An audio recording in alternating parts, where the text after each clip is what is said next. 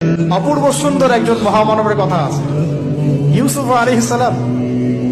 আমরা সূরা ইউসুফ পড়তে শিখি নাই এখনো। আমরা সবাই মনে করি সূরা ইউসুফ মানে হচ্ছে ইউসুফ জুলাইখার প্রেম কাহিনী, আমরা এটাই মনে করি। সূরা ইউসুফকে আল্লাহ পাক সবচেয়ে শ্রেষ্ঠ উপন্যাস বলেছেন, আহসানুল কসাস। একটু গভীরভাবে পড়ে দেখবেন অর্থগুলো। এটা ইউসুফ জুলাইখার প্রেম কাহিনী নয়, এটা ইউসুফ আলাইহিস সালামের সাথে তার বাবার মহব্বতের কাহিনী। এটা পিতা আর সন্তানের মহব্বতের কাহিনী। এত মহব্বত যে সন্তান 20 বছর আগে হারিয়ে গেছে, যে সন্তান কূপ থেকে রাজপ্রাসাদে, রাজপ্রাসাদ থেকে জেলখানায়, জেলখানা থেকে আবার মিশরের গভর্নমেন্ট মানে পলিটিক্যাল পাওয়ার এসেছেন। বাবা কিন্তু এটা জানেন না, কিন্তু সন্তান যখন একটা জামা পাঠিয়ে দিচ্ছে, জামা, এই কমিজটা নিয়ে যাও আমার বাবার চোখে দিও, বাবা দৃষ্টি ফিরে পাবে। ওই কমিজ নিয়ে যখন কিছু মানুষ আসছে তার বাসার সামনে, তিনি বলছেন ইন্নী লাআজিদু রিহা ইউসুফ, আমি আল্লাহর কসম ইউসুফের গন্ধ পাচ্ছি। এটা মারা বুঝতে পারবেন, সন্তানের গন্ধ পাওয়া যায়। বাবারা বুঝবো, সন্তান মায়েদের আমাদের ছেলে মেয়েদের গন্ধ আমরা বুঝি, এটা আমার ছেলের গন্ধ, এটা মেয়ের গন্ধ।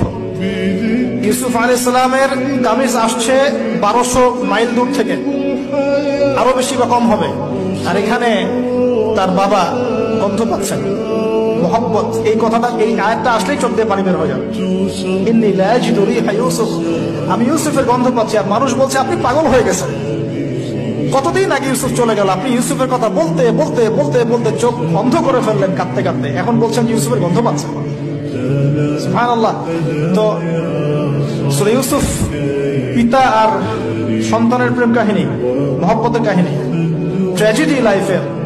ভাইদের ষড়যন্ত্রে চলে গেলেন কূপে, কূপ থেকে রাজপ্রাসাদে, রাজপ্রাসাদ থেকে জেলখানায়। জেনার আহ্বান করছে তাকে, তিনি বলছেন মাআযাল্লাহ, আমি আল্লাহর কাছে আশ্রয় প্রার্থনা করছি। এখানে আমরা সূরা ইউসুফ পড়তে গিয়ে ইউসুফ আলাইহিস সালামের বাহ্যিক সৌন্দর্য নিয়ে কথা বলি, তার চরিত্র, তার বাহ্যিক সৌন্দর্য অনেক বেশি সুন্দর। সূরা ইউসুফ আলাইহিস সালামের এই যে জেনা থেকে মুক্ত থাকার শিক্ষা, এটা যদি আমাদের যুব সমাজ নিতে পারে, ইনশাআল্লাহ অর্ধেক কাজ হয়ে যাবে ইনশাআল্লাহ।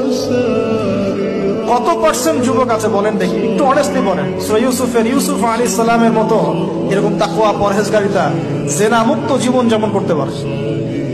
আমরা তো আরো ইচ্ছা করে প্রেম করি, অ্যাফেয়ার করি, রেপ করি, এই করি সেই করি।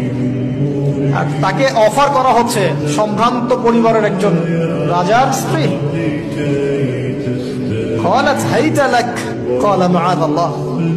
তাহলে এই মহামানব জীবন থেকে শিক্ষা আছে।